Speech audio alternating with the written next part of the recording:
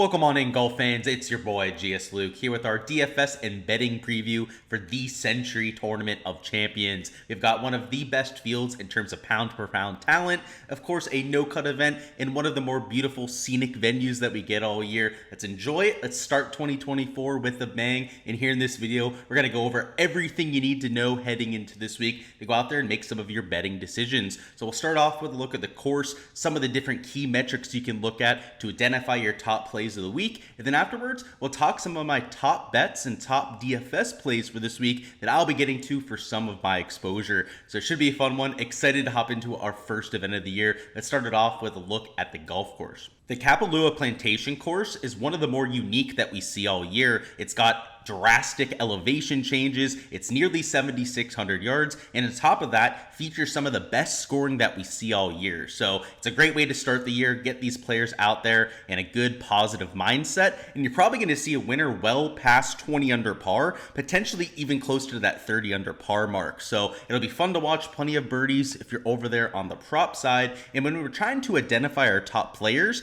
I would say the key stats may be slightly less important, and the main reason for that is the huge layoff. Not only have we not had golf for the last month, but before that the fall swing was hit or miss with players even showing up, and a lot of the top end talent played not at all, right? Had maybe one start on the European tour, yet a few of those Europeans do that, most notably like a Hovland, Rose, some of those sort of players like a Matt Fitzpatrick played quite a bit during that swing, but the shots gained metrics, right, are coming from overseas. It's not comparing apples to apples to the rest of the field. On top of that, right, the guys that have been off for 2 or 3 months, do we even care about how they played in the playoffs? It's the sort of situation where if you need to break a tie, right? Or you need to figure out whether you want to play a sleeper play or not. Maybe you look at some of the fall swing stuff, but it shouldn't be your end all be all. With that being said, if we are going to look at the Kapalua Plantation course, we have seen quite a bit of the wedge specialist playing well. The main reason for that is even though it is nearly 7,600 yards, a lot of the holes that are longer play downhill, so far downhill in fact that he'll hit 400, 450 yard drives here. So the par fives, you'll have plenty of wedges on, especially if you can't reach them in two. So that 125 to 150 range, that 50 to 125 range are going to be exceptionally weighted in my model this week. In terms of your putting stats, you've had a lot of putting first players win here. So Bermuda grass, the surface of the week, is something that you could potentially look at. But if you're going to look at any shots gained metrics, right, in terms of your recent form, look at the last 36 rounds, right? There's no reason to zoom in on the last 12 because these guys haven't been playing, right, in all these recent events. But your better percentage, anytime we have a winner close to 25, 30 under par, you need players that have the horsepower to get to that sort of score. Shots gained off the tee, really minimalized this week. The main reason I'm looking at driving distance a little bit more than driving accuracy this week is because of the par threes, right? Some of the, two-shotter par fives are where that distance is going to come in. Off the tee, it's not so much important, right? There's a potentially drivable par four or two that players might be able to get to, but outside of those, one or two isolated scenarios, people are going to be hitting from a lot of the same spots. With those rollout areas, that's kind of like what we saw for the US Open this year at LA Country Club. A lot of players, even that hit it a solid 40, 50 yards further than the rest of the field, were ending up maybe 5, 10 yards further because of the different slopes you had to play on. So driving distance, not so much a factor in terms of the driver holes, but maybe a little bit more with your irons, right? Or those second shots into the par fives. In terms of comp courses, I like Augusta National because of all the elevation changes you have there. Similar topography in terms of hanging lies.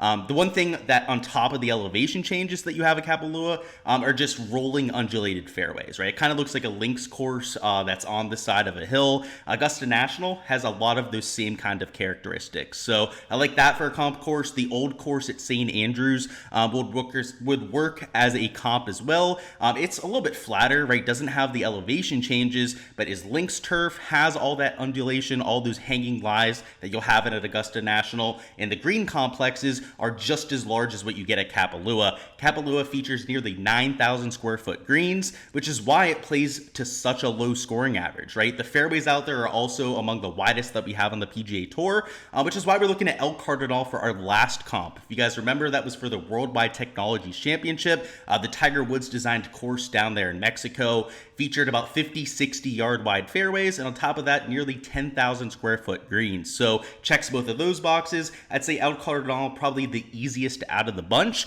but because of the distance factor here at the Sentry, how many eagle looks you can potentially have, the winning score is going to be a little bit lower at this golf tournament. So if you guys want to see my exact weightings for the models that I'm using this week in terms of the course fit angle, make sure to check out the Patreon page as per usual. Everything on the right tab over here will be uncensored, and you guys can see and actually model after what I'm doing this week in your own different analysis pages.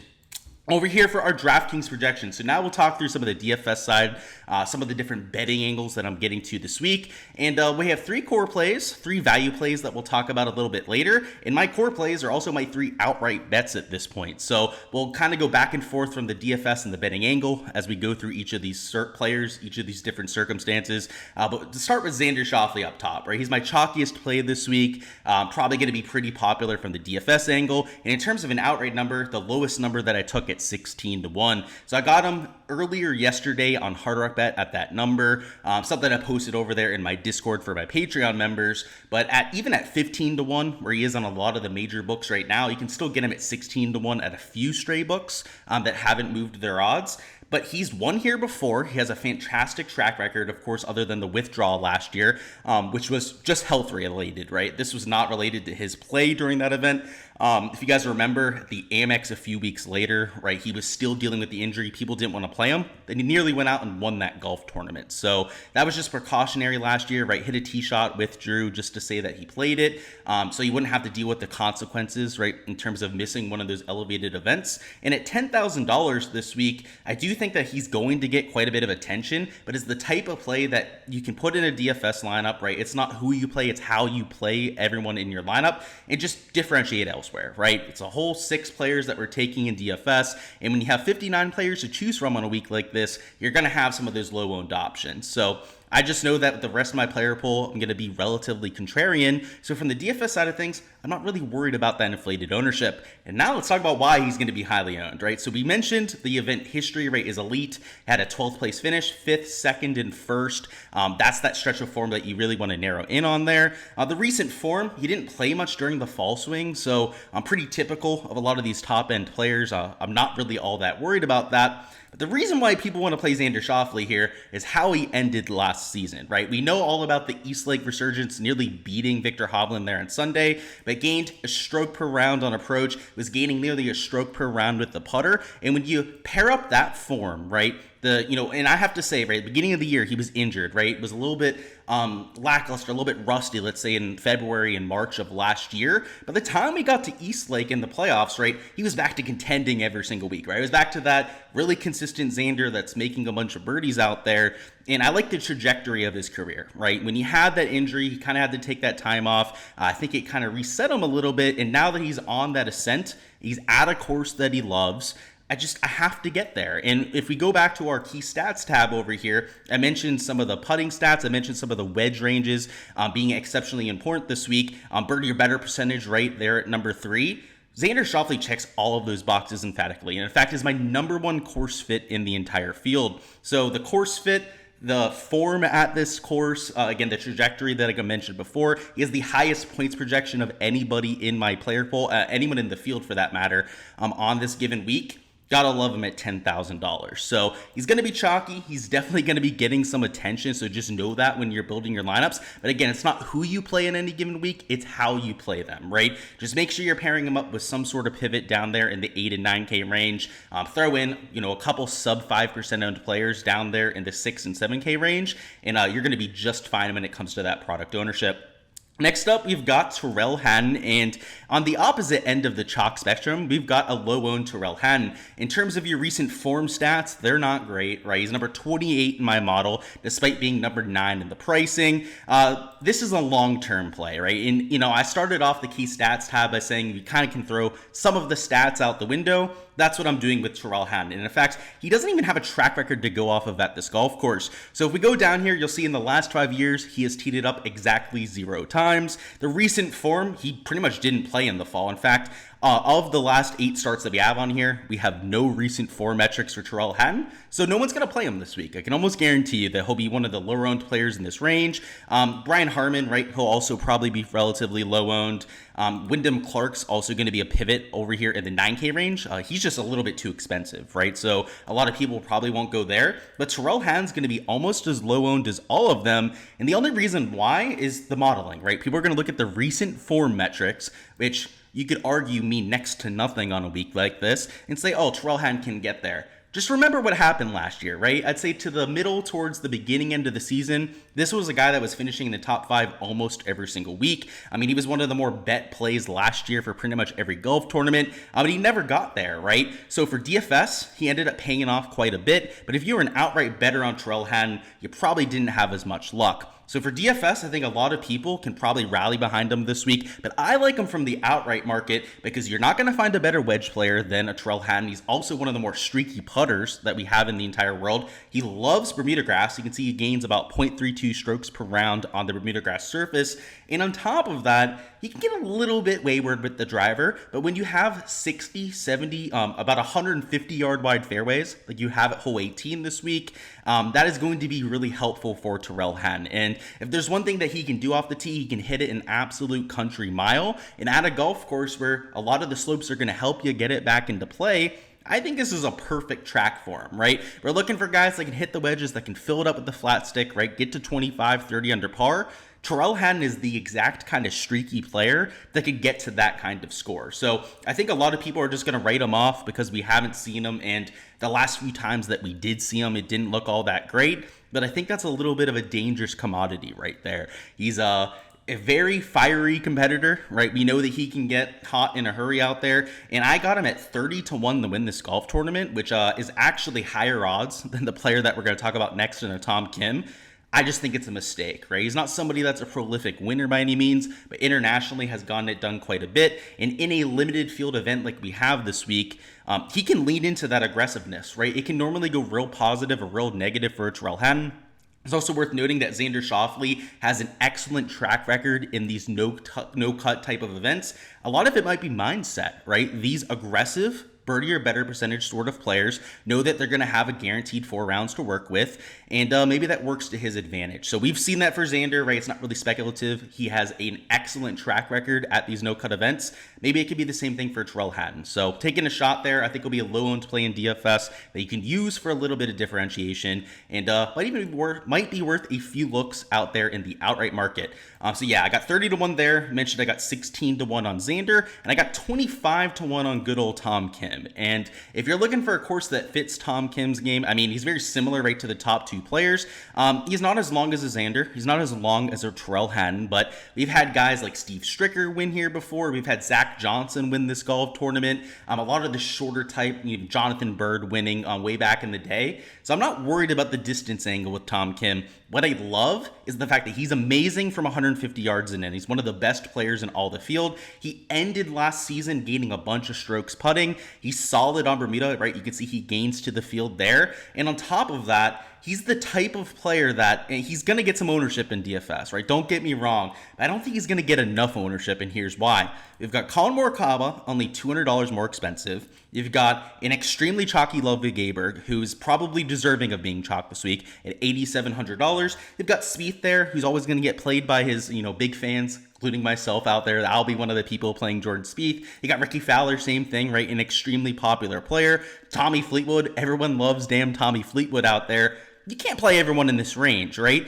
So though Tom Kim will be one of the more popular players out of that bunch, he's not going to be 2-3 times higher owned than everyone else there. And Tom Kim, given his form, given the course fit, you can see he's only number 20 in terms of long-term fit. The more and more you zoom in, you can see the recent form rank is a lot more favorable to a Tom Kim. I like what we're seeing, and I like the trajectory that he's going into 2024 with. So hopefully the ownership doesn't get too out of hand. I'm hoping he stays right around the 20% mark. At that kind of ownership number, I'd be more than willing to get over the field on Tom Kim. But from the outright angle, right? Going out there and actually winning the golf tournament. This is a guy who, when he gets into contention, normally holds on to that thing and wins it, right? He had that second place with the sprained ankle out there at the Open Championship. He already has a couple tour wins to his name at this point. So $8,900, 25 to 1. A little bit chalky for DFS for sure. Still somebody I'd definitely be willing to get some exposure to. So before we hop into the value plays, just giving you guys a little plug of my Patreon page. For everything you see on here uncensored, right? So everything that's blacked out on here, my projections for everybody, ownership, all the different model rankings that I have, whether it's in terms of your recent form, right? Looking at some of the guys going into 2024 or some of the more long-term models that I'm running with my course fit model, make sure to check out the Patreon page. On there, you can get access to my key stats too. As I mentioned, right, everything that's censored over here is also going to be available on my Patreon page, and it gets updated throughout the week, right? All my models, I'll tinker with them before lock. Sometimes it'll rain a lot, right, during the week, and it'll change how we want to model the golf course out. So for all the up-to-date info, for access to projections for everyone in the field, right, not just the 5 or 6 players that we touch on in these videos, make sure to check out the Patreon. It supports the channel, helps your boy put out even more content for you guys out there, and of course gives you direct access, easy access to all of the behind the scenes content that I'm posting. And now let's talk about our value plays. And these value plays are not guys that have bet outright yet. I'm considering betting Sam Burns, right? He always has that winning upside, but with these 3 plays, it's more so from the DFS angle, right? We're trying to save some salary and we're trying to look for some correlation.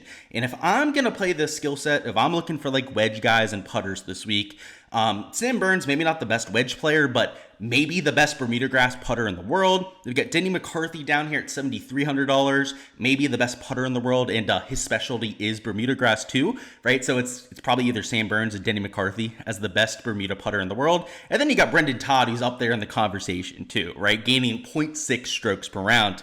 It's real obvious what I'm going at there, right? I'm trying to find guys that'll just gain 8-9 strokes putting this week, right? And that's how a value play is going to get into the top 5.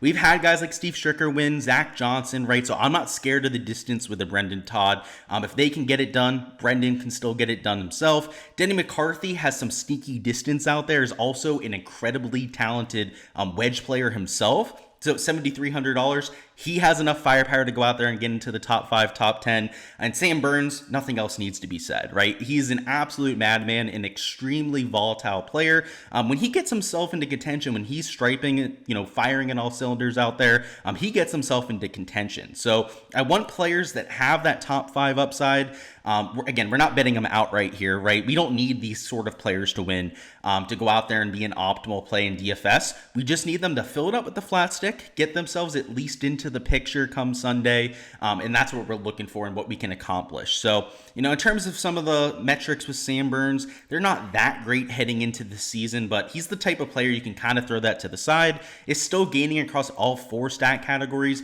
so though he's only gaining 0.8 strokes per round, right, at least he's not hemorrhaging in any of the one of the 4 categories.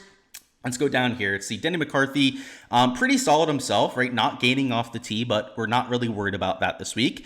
Gaining with the irons and gaining with the putter like you'd expect. And then Brendan Todd, he was okay to end the year. He wasn't great. You can see he was losing off the tee, very much so on brand. Again, we're not really worrying about that all that much this week. But gaining with approach around the green and maybe not the most with the putter, right? Only gaining 0.2 strokes per round. So hopefully getting back on Bermuda, a surface that he's really been known to be one of the best of the world at, you can get back to being that elite level putter. So I like that for all 3 players. Worth noting that Brendan Todd has a new caddy on the bag this week.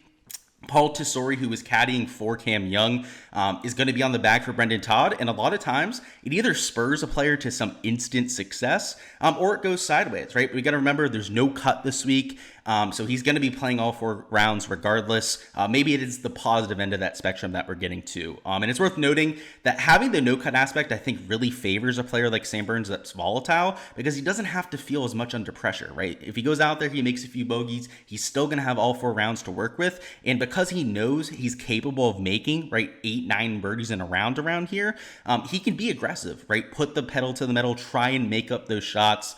So that's why I like him, right? Tom Kim's pretty aggressive too, but especially like a Terrell Hatton, a Xander Schauffele. That's why I'm trying to target those kind of players. So try and find your Bermuda grass specialist, try and find some low-owned plays to offset some of that Xander Schauffele ownership. And that's how I'll be attacking this sort of week. Alrighty, boys, that is all I've got for the DFS and betting preview this week. Before you hopping out of here, go ahead, smash that like button for me, and also subscribe to the channel so you don't miss any of the content throughout the week. We'll have a live stream coming out tomorrow at 7 p.m. Eastern. Stop on by there with any questions that you have, whether it's for DFS or on the betting side. I'll make sure to get that answered for you. We'll talk about the weather, right? Whether there'll be any impact on play, any sort of wave that'll see an advantage. With the no-cut event, there won't be any waves, so probably not that much on that end. But we'll talk about the ownership. We'll talk about any of your questions like I mentioned before, and make sure you guys are ready to go with all of your exposure. I'm looking forward to it. Should be an awesome year here in 2024. So best of luck with all your exposure on the DFS and prop side. Let's have ourselves a week and let's go out there and add to the bankroll.